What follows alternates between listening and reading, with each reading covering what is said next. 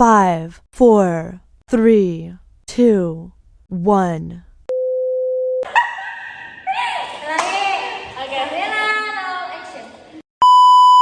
Assalamualaikum warahmatullahi wabarakatuh. Salam sejahtera untuk semua dimanapun berada. Selamat berjumpa dalam video podcast kita. Oke, sebelum kita masuk ke pembahasan nih, ada baiknya kalau misalnya kita perkenalan dulu nih. Biar ngobrolnya juga enak. Iya, mungkin bisa dimulai dari aku dulu ya. Oke teman-teman, perkenalkan nama aku Siti Hanifah Syahrani bareng rekan aku siapa nih? Halo, aku Ruslia Juliarti Sulitoma. Oke, dalam podcast ini kita bakal ngebahas tentang parenting nih. Lebih tepatnya tuh apa sih? Oke, jadi lebih tepatnya kita akan membahas tentang dampak parenting terhadap stresor ibu terkait COVID-19. Terkait COVID-19. Yes. Oke, berarti pembahasan kali ini tuh merupakan salah satu materi yang udah dipresentasiin ya sama kelompok Rusligen nih yang di mata kuliah konsep dasar parenting, dan dosen mengampunya itu Ibu Pepi Nuronia MPD. Oke teman-teman, tanpa buang-buang waktu nih, kita langsung aja nih mau nanya, sebenarnya apa sih pengertian dari co-parenting itu sendiri? Karena sebenarnya masih agak asing ya di telinga. Masih jarang. Iya. Oke, jadi apa sih sebenarnya pengertian dari co-parenting itu? Nah, baik.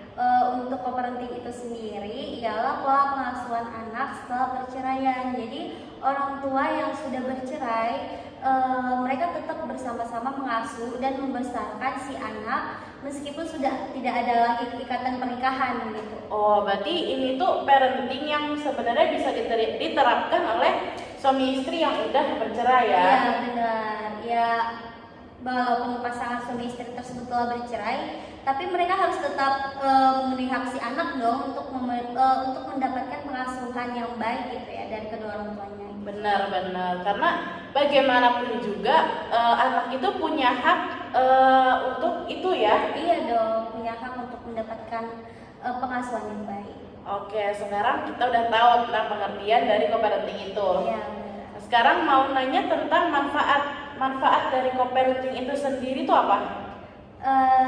Wah pasti untuk manfaat banyak sekali ya, dan terutama untuk anak nih. Seperti yang udah kita bahas tadi, bahwa co-parenting ini membantu suami istri yang telah bercerai untuk memberikan hak anak untuk mendapatkan pengasuhan yang baik dari kedua orang tuanya. Selain itu juga dapat memberikan rasa aman nih, karena mereka akan tetap mendapatkan kasih sayang dari kedua orang tuanya.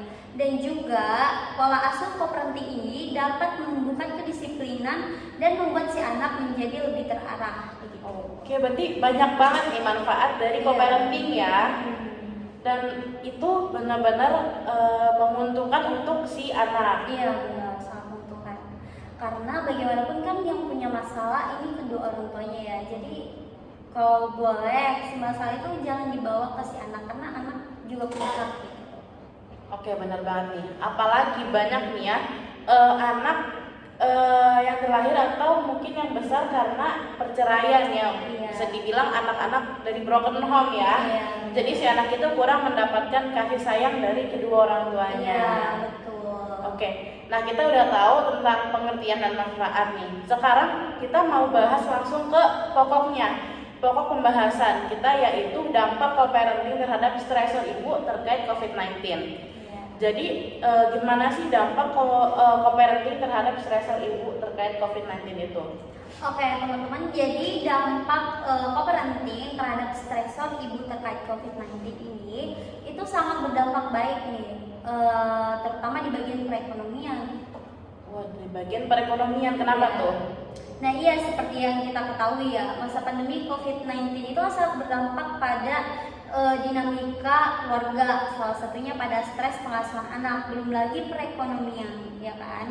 Karena jika kita ingat nih ya, saat pandemi kan kita sangat tidak dianjurkan untuk keluar dari rumah. Jadi bisa dibilang keluarga cemara atau keluarga yang utuh gitu ya, pasangan suami istrinya tidak bercerai itu lebih cenderung mengalami tingkat stres yang lebih tinggi dibandingkan dengan pasangan suami istri yang telah bercerai. Karena jika di keluarga cemara bisa dibilang ya, waktu pandemi ini ya kan banyak yang dipecah nih ya, pekerja-pekerja. Bisa jadi kedua suami istri ini ada yang bekerja, ada yang enggak gitu kan. Jadi tingkat kebutuhan mereka kan juga tinggi gitu ya. Jadi tingkat stresnya juga terhadap perekonomian juga tinggi. Nah, dibandingkan dengan pasangan suami istri yang telah bercerai, kan mereka sudah hidup masing-masing gitu ya istilahnya. Jadi kayak perekonomiannya juga udah masing-masing. Artinya mereka bekerja dan punya penghasilan masing-masing, maka sangat membantu si anak nih dalam kebutuhannya gitu ya. Nah, untuk ibu sendiri, pastinya saat dari salah satu antara suami istri mengalami stres saat pandemi ya, maka mereka akan bergantian untuk mengasuh si anak gitu. Karena waktu pandemi kan banyak stresnya tuh. Jika si ayah stres gitu ya, maka si ibu yang ngasuh. Karena mereka udah beda rumah gitu ya, jadi lebih enak buat ngasuh gitu ya mungkin ya. Oke, berarti itu juga sebaliknya gitu. Berarti jadi ini co-parenting ini sangat berdampak di bagian pengasuhan dan perekonomian ya. Iya benar. Jadi co-parenting ini dapat menjadi solusi ketika salah satu orang tua berada pada situasi stres dan tidak fokus dalam mengasuh anak. Artinya perlu adanya pemahaman terkait tingkat kesulitan orang tua dengan situasi ekonomi yang berbeda-beda dalam menerapkan co-parenting, dan mungkin memiliki efek berbeda dari orang tua yang tinggal bersama daripada yang berpisah gitu. Orang tua yang tinggal terpisah lebih bersedia untuk berpartisipasi dalam pengasuhan daripada mereka yang tinggal bersama gitu. Hal ini menunjukkan bahwa co-parenting itu sangat solutif gitu ya bagi orang tua yang telah bercerai atau berpisah gitu. Jadi ternyata pada saat pandemik itu ya, co-parenting ini malah jadi lebih solutif ya. Iya benar. Bagi pasangan-pasangan yang telah bercerai atau berpisah, karena mereka harus tetap kerjasama untuk mengasuh anaknya. Dan jika si salah satu orang tua stres, berarti bisa jadi pasangannya itu mengasuh anak, begitupun sebaliknya. Iya betul. Apalagi ekonominya bisa dibilang lebih mencukupi lah ya. Oke teman-teman, seru nih ya pembahasan kita kali ini. Sampai nih gak berasa ya udah di akhir ya, udah di akhir pembahasan. Oke, ya, jadi buat teman-teman yang udah nonton, saya ucapkan terima kasih karena telah menonton hingga selesai. Jadi jika teman-teman ingin menonton podcast kita nih tentang pola asuh lainnya, bisa mengunjungi laman YouTube PG PAUD B 2021. Oke, terima kasih untuk penambahan pengetahuan ya dari Rusli G. Semoga bermanfaat bagi kita semua. Sama-sama, saya juga mengucapkan terima kasih dan mohon maaf apabila yang saya sampaikan masih kurang banyak. Oke, baik. Saya Siti Hanifah Syahrani dan Rusli G. Juliarti pamit undur diri dan sampai jumpa. Stop the music, 왜 멈춰 있어 춤추듯 돌아가 Life is a party so 딱히 뭘 안 해도 틱톡 틱톡